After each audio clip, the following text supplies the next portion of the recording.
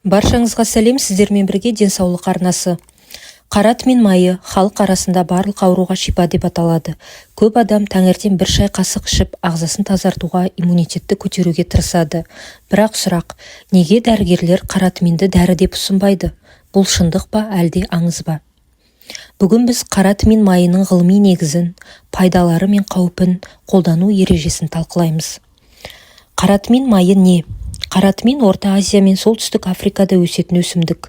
Негізгі құрамында тимохинон, яғни антиоксидант, қабынуға қарсы, май қышқылдары, жүрек тамырға пайдалы, витаминдер мен минералдар, жалпы иммунитетке әсері бар.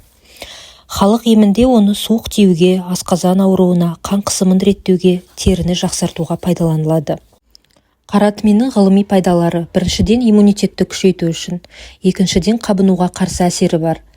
Қандағы қанттың мөлшерін реттейді, асқазан мен бауырға жеңілдік береді, және де антиоксиданттық әсері бар.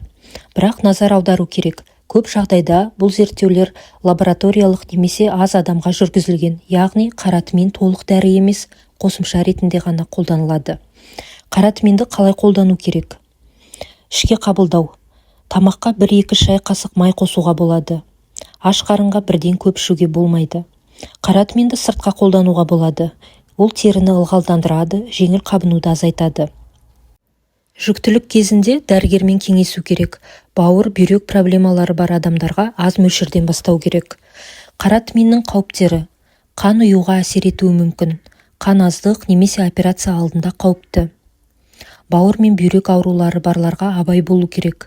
Артық мөлшерде ішсе, жүрек айну, диарея болуы мүмкін. Барлық ауруға шипа деген ол миф. Қорытындылай келе, қара тмин майы қосымша ретінде пайдалы болуы мүмкін, бірақ ол барлық ауруға шипа емес.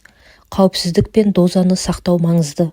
Сондықтан дәрігермен кеңесіңіз, артық мөлшерде ішпеңіз, қарттар мен балаларға абай болыңыз.